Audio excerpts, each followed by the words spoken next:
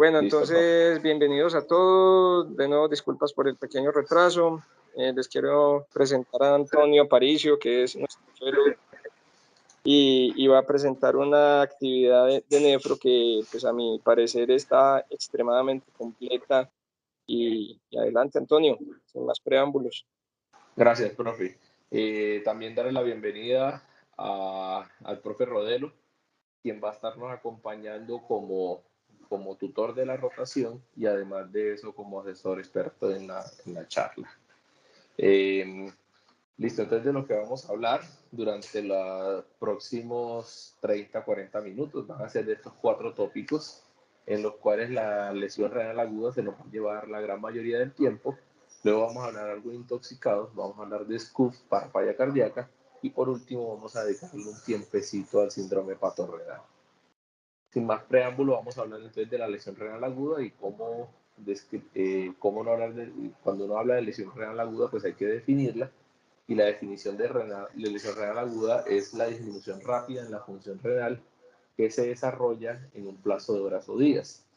Esa lesión renal aguda lo sabemos claramente que es una afección muy común en la unidad de cuidados intensivos y se asocia con una elevada morbimortalidad. Obviamente, como hemos ido teniendo pacientes más ancianos en nuestras unidades de cuidados intensivos cada vez, pues nuestra incidencia ha aumentado en los últimos años. Y esto es lo que nos dice CADIGO, que son actualmente como deberíamos definir nuestra lesión renal en las unidades de cuidados intensivos, y pues la lesión renal aguda, y es con la clasificación CADIGO donde se clasifica en 3 puntos importantes, en 3 estadios importantes. La primera o el estadio 1, que es la que la gran mayoría de pacientes hacen, es una disminución por debajo de 0.5 mililitros por kilo de entre 6 y 12 horas de diuresis, o elevación de 1.5 a 1 veces la creatinina de base del paciente. Cuando no la tenemos, pues asumimos que la creatinina es normal, o cuando pues creemos, así lo deberíamos definir, o con elevación de 0.3 miligramos por decilitro de la creatinina de este paciente. El segundo estadio es 2 a 2.9, y 3, tercer estadio, que es el más grave de todos, es el de 3 o elevación por encima de 4 de la creatinina, o cuando haya anuria en el paciente. Eso nos hace entonces determinar que los pacientes tienen una lesión renal aguda, CADIGO 1, 2 o 3. Sin embargo, las guías actuales, el consenso actual, nos dice que hay una categoría más adicional. O bueno, una categoría que se divide en varias, depende de lo que vamos a definir actualmente, y es que hay algunos pacientes que no tienen lesión renal aguda por creatinina ni por gasto urinario, pero definitivamente sí tienen lesión renal aguda cuando uno comienza a hacerle los biomarcadores que explican o que predicen la lesión renal aguda. Y ese paciente que tiene biomarcadores positivos se clasifica dentro de la primera categoría, que es la 1S, donde tiene biomarcadores positivos, pero todavía no tiene ni disminución del gasto urinario ni elevación de la creatinina. Y las otras clasificaciones son exactamente iguales como las definimos anteriormente, y entonces ya se clasificarían como A o B de acuerdo a si tiene el biomarcador positivo. Y entonces por eso tiene la 1, la 2, la 3A, que son los de biomarcadores negativos, y la 1, la 2 o la 3B, que son los de marcadores positivos. Sin embargo, esto es muy importante porque los pacientes en la unidad de cuidados intensivos tienen un riesgo muy alto de hacer lesión renal aguda hasta necesitar terapia de reemplazo renal. Y gran mayoría de esa lesión no solo es asociada a su patología, por lo que ingresan a la unidad de cuidados intensivos, sino también por nuestra gestión en la probabilidad de generar esa lesión. Y lo que más está asociado, la probabilidad más grande de generar lesión renal aguda, es la administración de líquidos. Y entonces tenemos que estar en un balance. Ahí vemos una campana de Gauss o un punto de balance donde el paciente debe estar en el estatus óptimo de estado de volumen, y que es el punto donde el paciente tiene menos lesión. Si se va hacia la izquierda, o sea, si hay deshidratación, pues el riñón sufre por deshidratación, y si se va hacia la derecha, el riñón sufre por sobrehidratación.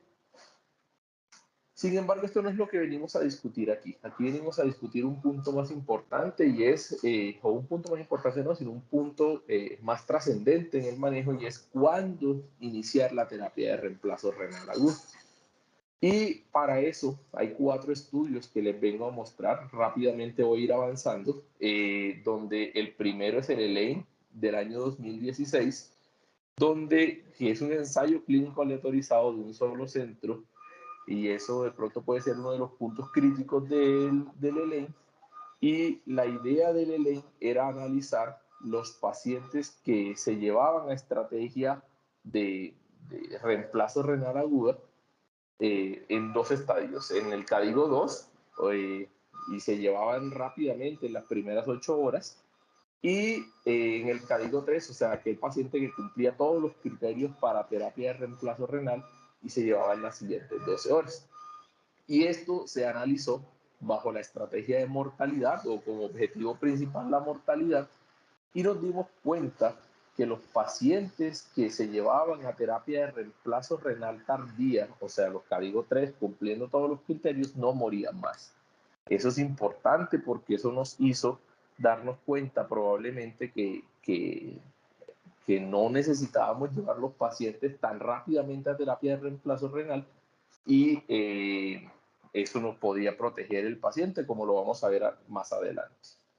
Luego entonces apareció aquí que en el año 2016, donde en las primeras 6 horas se llevaba a los pacientes que tenían lesión renal aguda, CADIGO 3 versus los pacientes. Entonces, mira, aquí ya tenemos otro panorama y es el paciente que ya tiene CADIGO 3, pero que entonces, como ya cumple los criterios CADIGO 3, pero no tiene emergencia de terapia de reemplazo renal, se dice, listo, llevémoslo a terapia de reemplazo renal.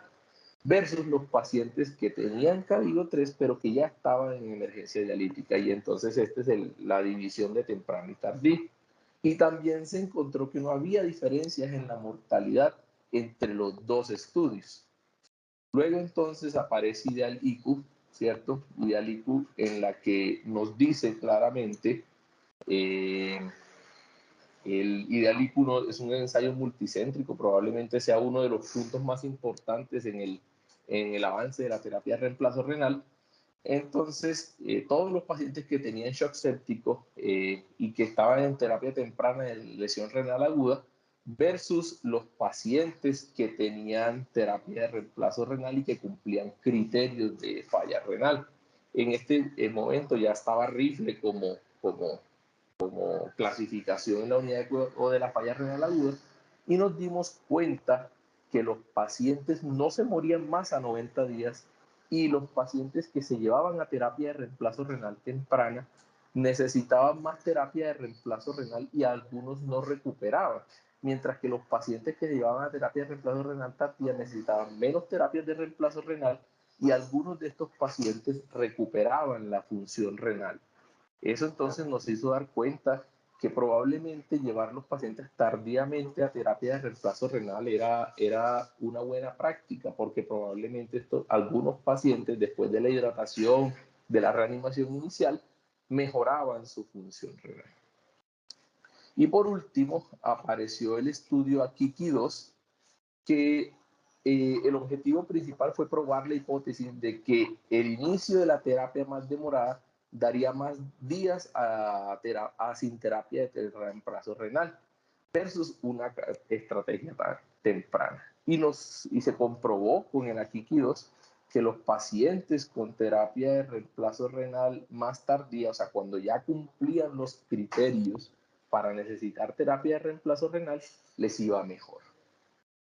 Luego entonces viene el punto más importante y ya tenemos respuesta de cuándo. Vamos a terminar de redondearlo con algunas cositas, pero teníamos respuesta de qué hacer con los pacientes que tienen lesión renal aguda CADIGO 1, CADIGO 2, y que cómo podemos predecir si estos pacientes pueden necesitar terapia de reemplazo renal. Y este estudio probablemente fue el que nos dio la pauta de lo que debemos hacer o de lo que se sugiere que debamos hacer en las unidades de cuidados intensivos, y es que los pacientes que tienen estadios 1 y 2 de terapia de lesión renal aguda probablemente se beneficien de un test de furosemida para determinar la probabilidad de que ese paciente termine en terapia de reemplazo renal. Recordar que el test de furosemida se debe hacer siempre ante el punto importante de que el paciente tiene que estar euvolémico, porque si lo hacemos con pacientes hipovolémicos, pues podemos correr riesgo de que o no funcione adecuadamente o hagamos más lesión renal. Entonces, el test de furosemida, ¿cómo se describe? Como aquel paciente que tiene un AQ1 y que después de 6 horas está en oliguria, o sea, que tiene menos de 0.5 mililitros y que tiene crecimiento de 0.3 de creatinina. Esos pacientes, entonces, y el AQ2 es aquel paciente que tiene 12 horas de oliguria y que tiene la duplicación o la triplicación de la creatinina de base. Eso nos mete entonces en un paciente que tiene alto riesgo y que podríamos pensar, listo, está en lesión renal, pero probablemente no cumpla los criterios para necesitar terapia de reemplazo renal. Y eso es lo que este estudio sugiere, y es que hagamos un test de furosemida. ¿De cuánto? De 1 por kilo en caso de que no tuviera diuréticos previamente y de 1.5 por kilo en caso de que ya estuviera usando diuréticos. La sensibilidad de esta prueba es muy alta, como nos damos cuenta cuando el paciente a las 2 horas tiene una menos de 200 mililitros, y tanto la sensibilidad como la especificidad pues es muy alta, y nos damos cuenta que los pacientes que se les administra el test de furosemida y tienen menos de 200 mililitros de diuresis en las próximas 2 horas tienen una altísima probabilidad de desarrollar lesión renal aguda aquí 3 y necesitar terapia de reemplazo renal. Bajo todo esto, entonces, tenemos el concepto ya de dos cosas, y es cuando los pacientes tienen alta probabilidad de generar lesión renal y de que el inicio de la terapia de reemplazo renal no impacta en la sobrevida, el inicio temprano, pues, y que hay evidencia clara con AKIN2 o con AKIKI2 de que retrasar la terapia de reemplazo renal más de 72 horas podría asociarse a potenciales daños. Entonces, ni muy temprano ni muy tardío después de cumplir los criterios de terapia de reemplazo renal. Pero entonces, la siguiente pregunta que teníamos es ¿cuál de las terapias de reemplazo renal nos funcionaría? Y tenemos todo este pool de terapias de reemplazo renal que nos pueden decir o informar qué podemos usar en la UCI. Sin embargo, ya les voy a mostrar, las terapias de reemplazo renal utilizan dos principios, o los que utilizamos en la unidad de cuidados intensivos, utilizan dos principios, el de difusión y el de convección. Se quería saber si la terapia de reemplazo renal continua versus la intermitente, entonces, ¿cuál era mejor para los pacientes?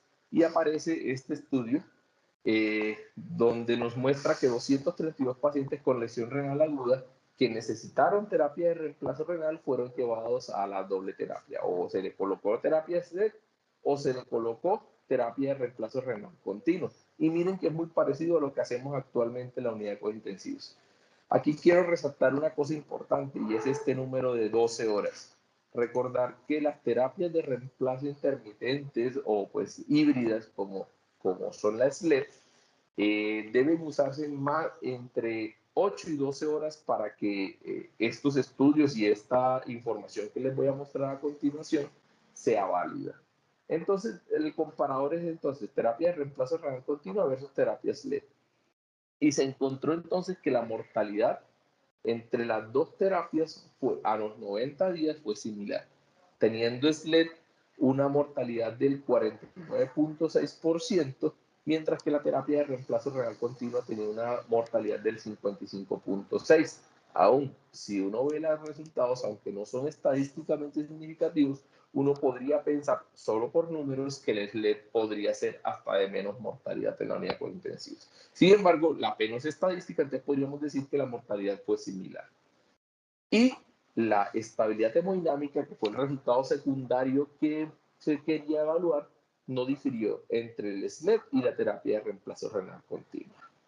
Eso entonces nos hace, y el último desenlace importante que tenemos con este estudio, es que también hubo menos días de unidad de cuidados intensivos en la terapia de reemplazo SLED versus la terapia de reemplazo renal continuo. Y los pacientes con SLED además necesitaron menos transfusiones de sangre y tuvieron una reducción sustancial del tiempo que enfermería necesitaba la atención y estar metido en el público. O sea, que probablemente no solo no sea inferior, sino que en algunos puntos puede ser superior, sobre todo en economía, en la necesidad de atención y de cuidado por el personal de enfermería y hasta en el número de transfusiones sanguíneas que se utilizaban. Este metaanálisis entonces nos dice exactamente igual, que es el conjunto de información. ¿Aló?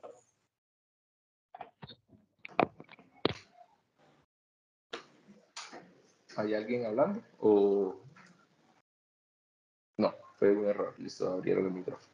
Listo. Este es el metaanálisis que entonces resume la misma información que ya les vengo diciendo y donde ya este año se demostró que con este metaanálisis que los resultados entre terapia de reemplazo renal continua y terapia intermitente o terapia híbrida son muy parecidos.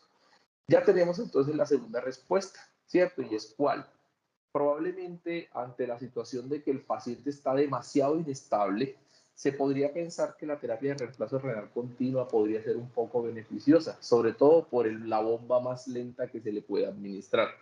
Sin embargo, en el SLED se pueden administrar o se pueden usar QVs muy bajos y prolongar la terapia hasta 12 horas, como lo mostré en las diapositivas pasadas.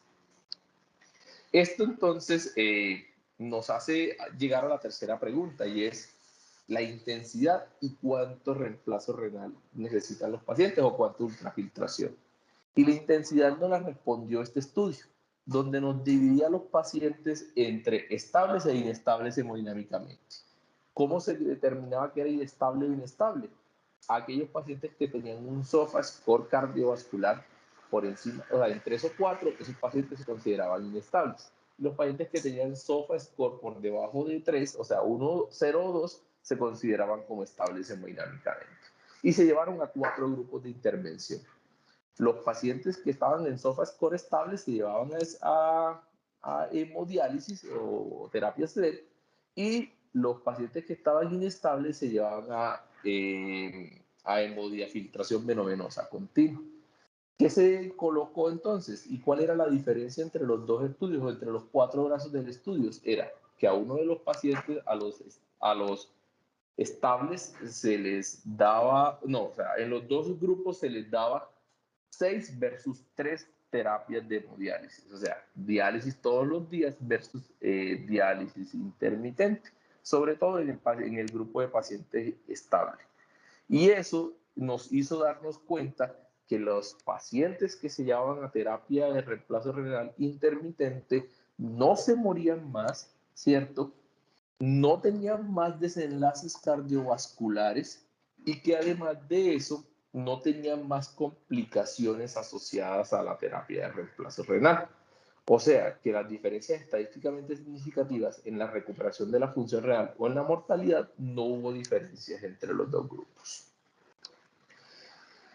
La otra cosa importante es entonces, listo, lo decido montar en terapia de reemplazo renal continua porque el paciente está inestable, ¿cierto?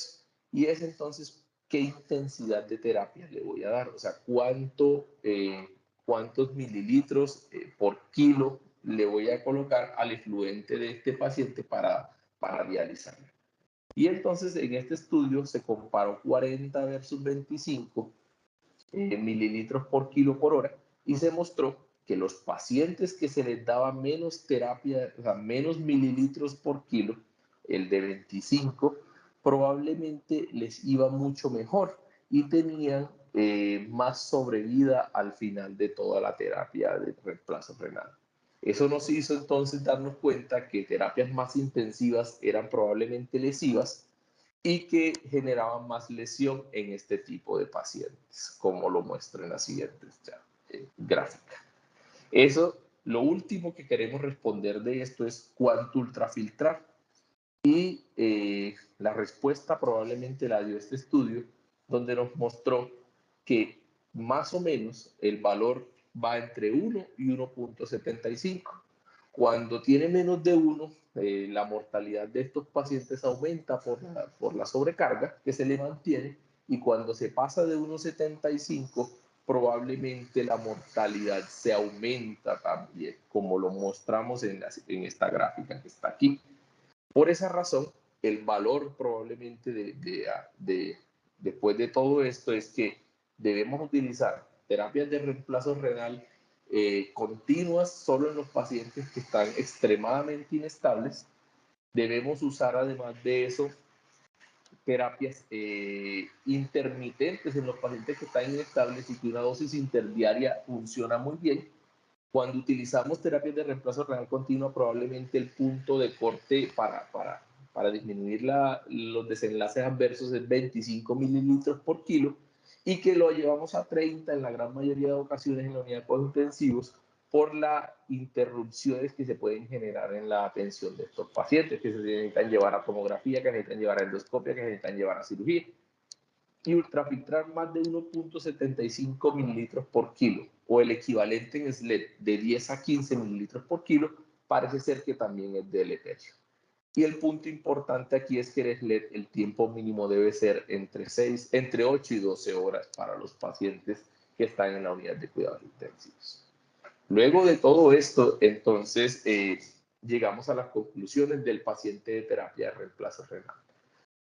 Las conclusiones ya las hemos ido dando, pero las voy a resumir rápidamente. Entonces, pacientes se benefician de la terapia SLED o de la terapia continua de acuerdo a su inestabilidad hemodinámica. En la SLED, al parecer, la ultrafiltración es más o menos de 10 a 15. Hacerla intermitente no mata más. Y además de eso, hay que esperar hasta que el paciente cumpla criterios de emergencia para la terapia de reemplazo renal, o que cumpla criterios de más de 72 horas o de 72 horas de oliguria o de falla renal aguda estadio 3, para definir el momento de iniciar la terapia de reemplazo renal. Luego entonces vamos a hablar un poco de intoxicados, y cuando hablamos de intoxicados entonces hablamos de que nuestro meta en los intoxicados es descontaminar, favorecer la eliminación, los tratamientos extracorpóreos y las medidas de soporte. Esto entonces se hace en los contaminados con alguna sustancia, se hace con absorción o con hemoperfusión, donde la idea es que el filtro de absorción o el filtro, pues unido a la diálisis y unido a la filtración, nos ayude o nos pueda ayudar con la eliminación de las sustancias. Por esa razón, durante el tiempo que ha ido avanzando la terapia de extracorpóreas en el paciente intoxicado, nos ha ido mostrando que los pacientes se pueden beneficiar de diálisis, de filtración o de absorción de acuerdo al microorganismo que esté, a la sustancia que esté intoxicando al paciente. En el año 2019 aparece desde antes, desde el año 2015, aparece una propuesta internacional que es la propuesta STRIP. La propuesta STRIP tiene la intención de consolidar la información para determinar y para decirnos qué pacientes se benefician o se pueden beneficiar de la terapia de reemplazo renal o de la terapia extracorpórea para la desintoxicación. ¿Cuál es nuestra meta en la desintoxicación de los pacientes? Y es, la terapia extracorpórea tiene mucha mejor indicación en el paciente que necesita terapia de reemplazo renal, en el paciente que tiene cambios por uremia, por acidosis o por hipercalemia. Requiere eliminar tóxicos que no se pueden eliminar de otra manera que no sea por terapia de reemplazo o por terapias extracorpóreas.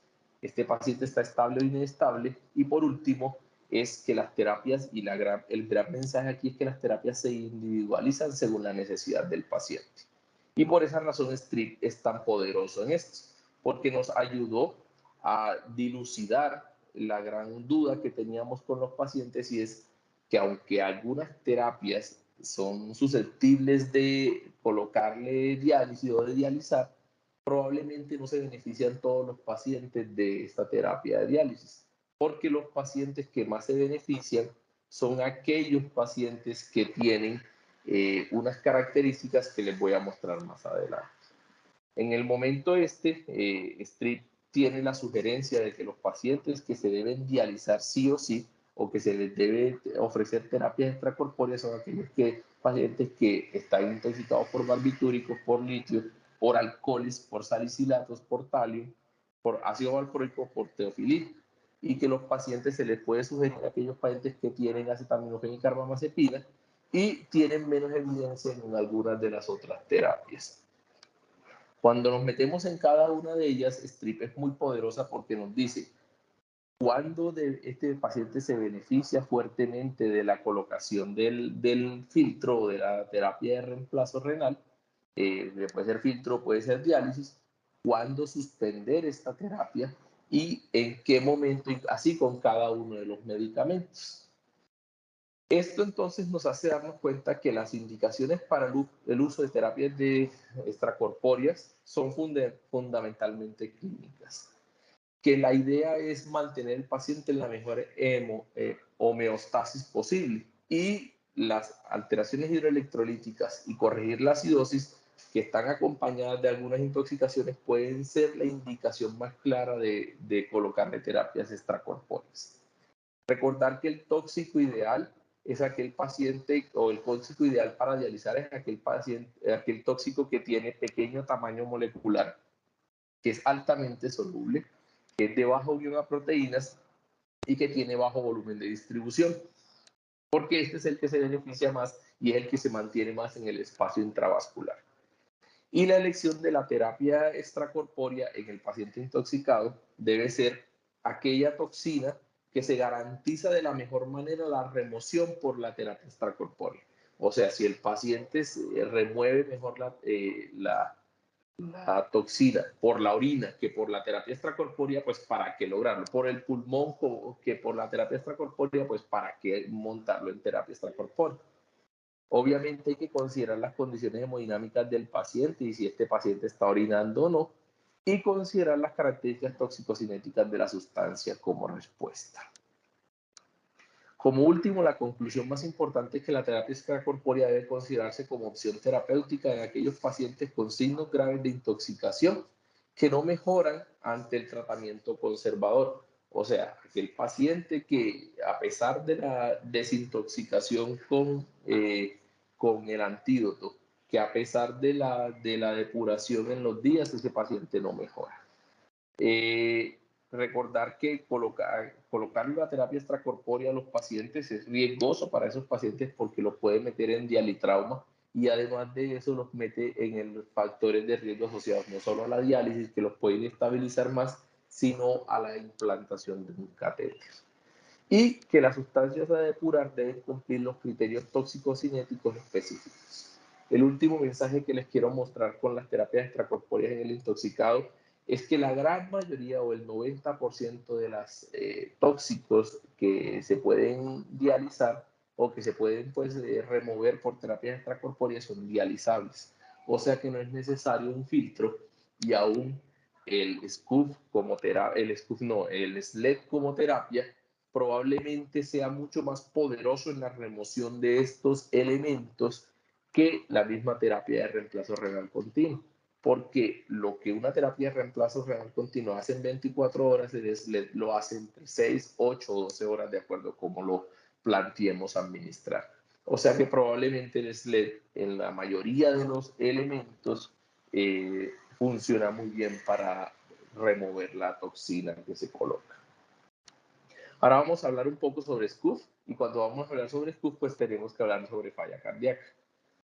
Recordar que la falla cardíaca es el conjunto de signos y síntomas derivados de la incapacidad de funcionar del corazón para cumplir su rol de bomba hidráulica y que la falla cardíaca además de eso está asociado a unos síntomas típicos, a una alteración estructural del corazón y a una confirmación con paraclínicos que deben cumplirse para determinar que este paciente está en falla cardíaca. Recordar que los objetivos del tratamiento para falla cardíaca son principalmente mantener la oxigenación de este paciente, disminuir la congestión, aliviar la disnea y prevenir el deterioro de esta falla cardíaca. Y esto nos mete al paciente que llega a la unidad de cuidados intensivos en estos 4 grupos, en el Stevenson A, en el Stevenson L, en el paciente con Stevenson B y C, que son la clasificación de cómo determinamos que la falla cardíaca está descompensada. Y cada una de estas estadios de falla cardíaca tiene un tratamiento. Sin embargo, la piedra angular del tratamiento de la falla cardíaca definitivamente son los diuréticos. Y que el tratamiento agresivo temprano para evitar la sobrecarga de volumen está asociado a impactos en la mortalidad de estos pacientes. Y que las dosis de los diuréticos deben elevarse cuando el paciente ya venía usándose y que la meta importante es disminuir la sobrecarga pero evitar la hipotensión.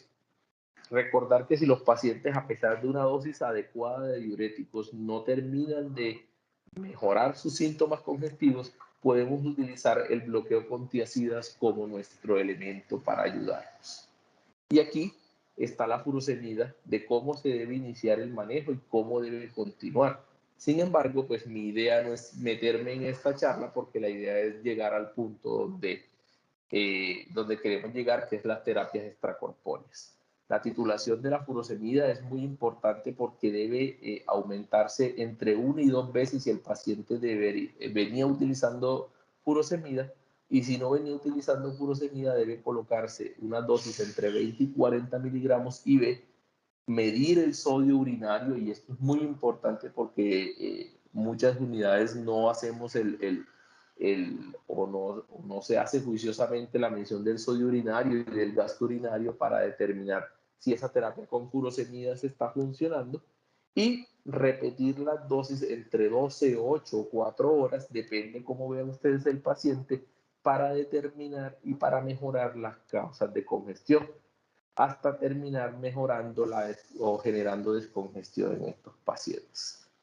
Recordar entonces de nuevo las tiazidas como la combinación de diuréticos para mejorarlo en caso de que no se estén logrando las metas de sodio urinario, y que la acetazolamida, a pesar de que era un punto importante en la valoración de estos pacientes y creíamos que de pronto iban a mejorar con la utilización de una tercera línea, nos demostró este estudio que probablemente la acetazolamida no mejore los pacientes con falla cardíaca descompensada de la unidad de cuidados intensivos.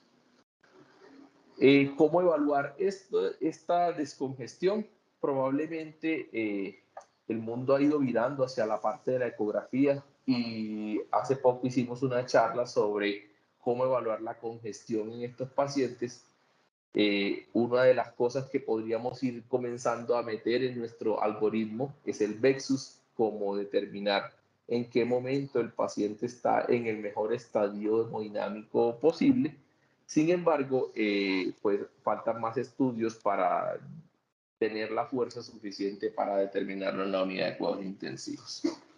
Por último, entonces les quiero mostrar que la diferencia entre usar diuréticos y usar ultrafiltrados es muy importante, porque en caso de que los pacientes se lleven a ultrafiltración, o sea, SCUF en falla cardíaca, nos puede ayudar a que el volumen de retiro de la sobrecarga sea controlado, que la filtración sea isotónica, o sea, que no hagamos deterioro hidroelectrolítico de estos pacientes, que los diuréticos se pueden suspender mientras hacemos la terapia de ultrafiltrado, y eso nos da días de descanso diurético para posteriormente una respuesta más adecuada, una resolución rápida de la sobrecarga de los demás periféricos, y como se los voy a mostrar más adelante, hubo poco impacto en el estado hemodinámico y en los resultados de estos pacientes. Aún los ultrafiltrados, o sea, los pacientes que son llevados a ultrafiltrados, tienen resultados duraderos a 90 días superiores a los pacientes que son llevados a diuréticos. O sea, que los pacientes que tienen sobrecarga hídrica y que no responden adecuadamente a una dosis adecuada de diuréticos, incluidas las tiazidas, se pueden beneficiar de la ultrafiltración como manejo. Y apareció la doctora en estos estudios con Aquadex, nos mostró que probablemente la doctora Bradley nos mostró que el Aquadex o cualquiera de las terapias de reemplazo de ultrafiltración para disminuir la congestión nos ayudó a disminuir el peso, a disminuir la sobrecarga y a aumentar a disminuir la estancia hospitalaria de estos pacientes. Estos estudios, que son los UNLOAD, y todos los estudios fueron los primeros estudios que demostraron superioridad del ultrafiltrado versus el diurético. Sin embargo, las críticas de estos estudios es que se pudo sesgar a favor de ultrafiltrado porque se excluyeron los pacientes, por ejemplo, que estaban inestables hemodinámicamente, y que la dosis de diurético fueron más bajas en los pacientes de dosis de medicamentos versus los de ultrafiltrado. Esto entonces nos hace pensar que no hay evidencia sólida que apoye el ultrafiltrado como primera línea, pero que cuando los pacientes están a dosis adecuadas de diuréticos, incluidos los bloqueadores tiacídicos, y no responden al manejo, probablemente sea el momento de utilizar ultrafiltrado para disminuir la congestión. Y que el Vexus puede ser una de las herramientas que nos va a ayudar a definir en qué momento este paciente es respondedor o no a la terapia de ultrafiltrado y de descongestión. Por último, vamos a dedicarle 5 minuticos al síndrome hepatorrenal para darle tiempo a las preguntas y a las charlas. Y el síndrome hepatorrenal, entonces, es cuando el paciente hace lesión hepática asociada a virus, a paracetamol, a intoxicaciones o a medicamentos hepatotóxicos, estos pacientes pueden terminar haciendo una insuficiencia hepática aguda. Con esa insuficiencia hepática aguda, entonces pueden terminar en un defecto de la síntesis en la inflamación o un defecto del metabolismo del hígado. Eso nos hace meter al paciente en un síndrome nefrotóxico asociado a la inflamación y a la coagulopatía, y además de eso a la hiperamonemia asociada a la encefalopatía. Esto entonces hace que los pacientes se metan en edema cerebral por edema vasogénico, por edema citotóxico o por aumento del flujo sanguíneo cerebral. Los criterios del King College entonces nos muestran cuando estos pacientes tienen una alta probabilidad de hacer falla hepática aguda, y con esto necesidad de trasplantes. Y este es el punto en el que entran las terapias extracorpóreas como manejo, porque las funciones hepáticas, cuando se paran, o la idea de suplir estas funciones hepáticas, son ayudar a la oxidación, ayudar a la desintoxicación, ayudar a la biotransformación, modular la respuesta inmune, ayudar a la síntesis de proteínas y a la excreción de lesiones, de elementos tóxicos en la sangre. Esas toxinas, lo único que hemos podido lograr con las terapias extracorpóreas es principalmente desintoxicación, porque el hígado produce alrededor, o cuando separa la maquinaria hepática, se producen alrededor de 500 toxinas, donde las que podemos drenar por terapias extracorpóreas son estas que tenemos aquí. Y en este punto es cuando entran las terapias extracorpóreas, como la diálisis con un paso de albúmina simple, el MARS o el Prometheus, para poder definir por qué estos pacientes están intoxicados, están gravemente enfermos, y probablemente administrarle terapia extracorpórea puede ser una ventaja para ayudar a la estabilidad. Pero ¿en qué punto es el punto en el que uno debe pararse cuando está en la unidad de cuidados intensivos? Y es cuando el paciente tiene tres características que nos ayudan a definir que este paciente sí se puede beneficiar de las terapias extracorpóreas. Y este paciente tiene puente hacia el trasplante, tiene un potencial alivio de síntomas o tiene un puente a la recuperación. Esos pacientes, de acuerdo a la decisión interdisciplinaria entre el grupo de patología, el grupo de nefrología y los intensivistas, podríamos decidir que este paciente se beneficia de las terapias extracorpóreas para remoción o para suplencia del hígado. Y si no se recupera, o sea, si no tiene ninguna de estas dos características, que tiene alta probabilidad de recuperarse o tiene un candidato para trasplante hepático, probablemente no sean beneficiados por las terapias extracorpóreas para remoción de elementos asociados a la disfunción hepática. Abro entonces las preguntas para todos y las participaciones de todos. Bueno, muy bien, Antonio. Creo que es un panorama muy completo Yo quisiera primero que todo darle la palabra al doctor Joaquín Rodelo, que es el tutor de la rotación de Nefro y siempre nos ha colaborado no solo en eso, sino en el análisis de los artículos en la reunión de martes. Entonces, Joaquín, tienes la palabra para que hagas tus aportes. Muy buenos días para todos. Bueno, primero felicitar a Antonio por esta presentación. En poco tiempo abarcó una gran cantidad de temas y dejó unos mensajes muy claros para toda la audiencia, sean intensivistas o médicos especialistas que trabajan en la UCI o nefrólogos los que nos están escuchando.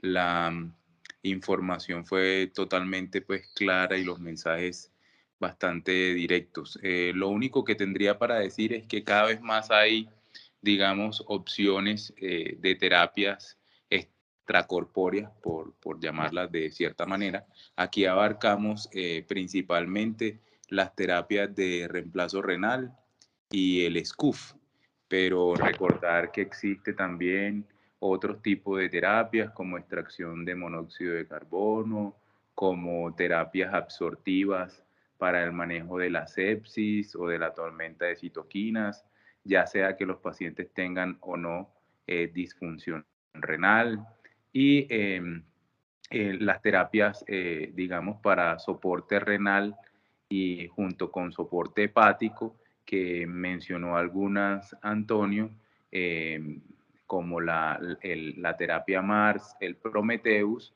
pero digamos que en el último año y medio hemos tenido experiencia con una específicamente que se llama SPAD, por sus siglas en inglés, Single Pass Albumin Dialysis, la cual ha sido muy útil no solamente en pacientes con cirrosis descompensadas por alguna razón, sino también en algunas intoxicaciones particulares. Por ejemplo, la intoxicación por calcio antagonista, hemos tenido 4 pacientes, 3 han salido satisfactoriamente con este tipo de terapia, que lo que hace es una diálisis, por así decirlo, facilitada, porque en el dializante hay albúmina, con lo cual, digamos, se extraen algunas sustancias que no se pueden extraer por difusión convencional. Sí, digamos que se ha avanzado en muchas terapias de soporte para para los pacientes que ustedes manejan en la unidad de cuidado intensivo. Creo que podemos hacer un par de reuniones más como para profundizar en el conocimiento específico de cada uno de ellos. Desafortunadamente, el desenlace, digamos, duro de mortalidad en algunas de estas terapias no se ve impactado, pero otros desenlaces subrogados o importantes en algunos pacientes se pueden ver impactados por este tipo de terapias. Entonces, digamos que cada vez más vamos a tener, digamos, opciones de terapias extracorpóreas más allá de la hemofiltración, hemodiafiltración o la terapia SLED. Y el último mensaje es que una terapia SLED bien utilizada en el sitio donde no esté disponible una terapia continua, pues puede suplir en muchos casos esta falencia. Eso sería pues lo que yo podría decir respecto a lo que presentó Antonio y como el panorama actual del apoyo de este tipo de tecnologías en los pacientes críticamente enfermos. Gracias, Joaquín. Sí, yo estoy de acuerdo, me uno en el reconocimiento a Antonio, porque en un tiempo realmente muy corto logró pues el objetivo muy ambicioso de mostrar un tema de este tan vasto. Y yo me quisiera como pegar y me tomo el atrevimiento de esa última como apreciación que diste, Joaquín, sobre la posibilidad de tener el SLED, digamos que no tenga todas las características de una terapia continua, pero digamos puede suplir de alguna manera y en buena cantidad lo que se pudiese lograr con ella, en especial en sitios donde no se tenga como la disponibilidad o por diferentes motivos, por logística, económica, los que sean, pero a la luz de la evidencia actual creo que eso es, digamos, una buena práctica dentro de nuestra unidad. Entonces yo quisiera como que ampliaras ese concepto porque creo que es pues muy importante y que ha sido supremamente estudiado, ha sido objeto de análisis incluso por la gente tope en este tipo de manejos como el doctor Ronco y Belomo se esperaba como otro tipo de resultados. Entonces yo quisiera que nos ampliaras un poquito más este concepto, Joaquín. Sí, profe, vea, entonces las terapias PRIT o prolongadas intermitentes también son conocidas como terapias híbridas, ¿sí? Dentro de ese tipo de tecnologías que hacen este tipo de terapias prolongadas, la más estudiada es la tecnología que disponemos en los 3 centros de prácticas principales de la Universidad de Antioquia, que son la IPES universitaria, el Hospital San Vicente y el Hospital Pablo Tobón Uribe. Todos han visto esta maquinita que se llama Genius, de tecnología Fresenius, que tiene una capsulita y que va hasta la cama del paciente. Esta máquina se utiliza ya en el mundo hace unos 25 años. En Colombia está disponible desde el año 2007. Se hace una terapia lenta de baja eficiencia, por eso se llama SLED, Slow Low Efficiency Dialysis. Bien utilizada en los ensayos clínicos donde se ha comparado con hemofiltración o hemodiafiltración, pues no hay una diferencia en la mortalidad e incluso en la estabilidad hemodinámica en cuanto a diferencias estadísticamente significativas, tanto en presión arterial media como en requerimiento de soporte vasopresor. Y hago el énfasis de bien utilizada porque a veces vemos que en pacientes agudos se hacen prescripciones de diálisis con esta máquina de 4 horas, lo cual es un error porque realmente en el paciente agudo, pues toda la parte catabólica en una diálisis de baja eficiencia de 4 horas probablemente no va a estar bien soportado el paciente. Adicionalmente, que para esas 4 horas usualmente utilizamos flujos mayores de 200, flujos sanguíneos o lo que nosotros conocemos como QV, y eso puede inestabilizar al paciente. Cuando nosotros vemos los estudios o los ensayos clínicos donde comparan esta terapia con la terapia continua, usualmente se utiliza mínimo 8 horas y en muchos ensayos clínicos, como mostró Antonio, 12 horas. Entonces, cuando la máquina está para 8 horas, usualmente el flujo está en 150, 160 mililitros por minuto, lo cual es muy parecido o un flujo muy parecido a la mayoría de prescripciones de terapia de reemplazo renal continuo. Cuando el paciente está 12 horas, el flujo es alrededor de 120, 130 mililitros por minuto, que es como el flujo, pues, digamos, mínimo efectivo con el que funciona la máquina. Uno la puede poner a 100, pero realmente se coagulan más los filtros en cualquiera de las terapias porque va realmente muy lento. Pero esto hace que durante las 12 horas el paciente quede, pues, bien soportado desde el punto de vista de los solutos que estamos removiendo.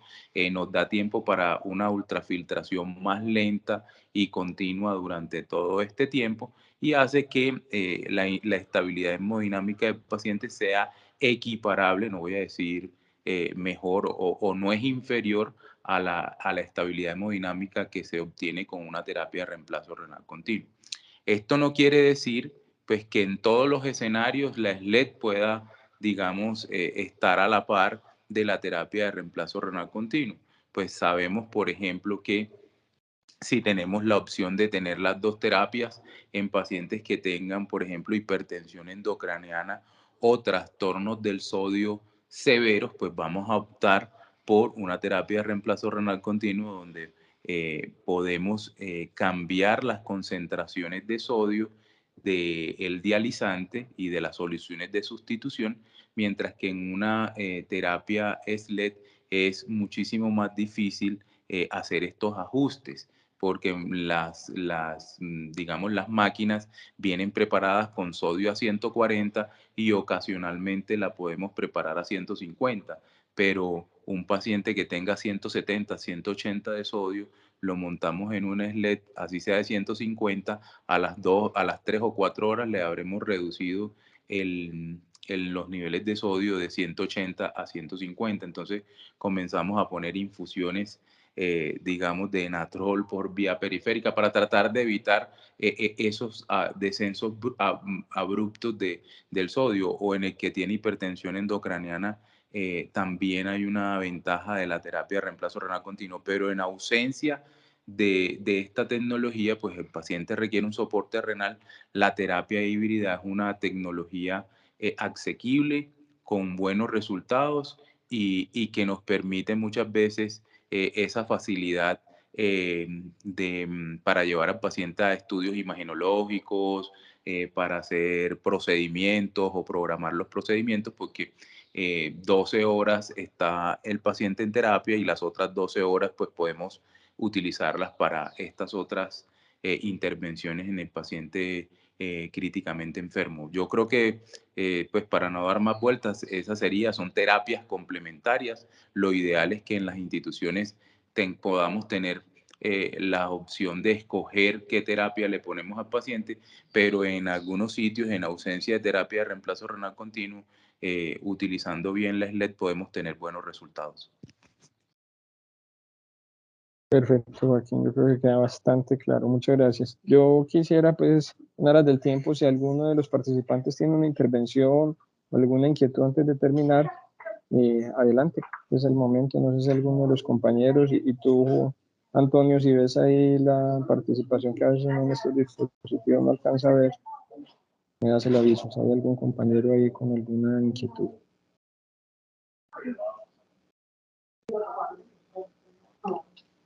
¿Ves algo, Antonio? No parece, ¿cierto? No, profe, no hay nada por ahora. Bueno, yo me quedo con una de las palabras que dijo Joaquín, de que probablemente esto debe suscitar algunas actividades como que se deriven de esta revisión general, porque miren que el tema es como tan supremamente grande que a un solo interrogante de una solo de tus subtemas pues, se llevó como, digamos, el protagonismo. Yo creo que puede ser eso, es una inquietud que queda ahí, Antonio, y para ustedes lo suelo, porque creo que hay tela para cortar. Este tema es bastante amplio, muy interesante y muy impactante pues, en la práctica diaria de nuestras salas de cuidado intensivo. No siendo más, yo quisiera que Antonio se despidiera y dejáramos la actividad ya hasta aquí y para vernos el próximo martes. No, muchas gracias a todos por asistir. La idea era que fuera una revisión demasiado rápida. Sé que no nos pudimos sentar a revisar todos los artículos fuertemente, pero se logró como el objetivo de llevar los mensajes más importantes de estas terapias. Muchas gracias a todos.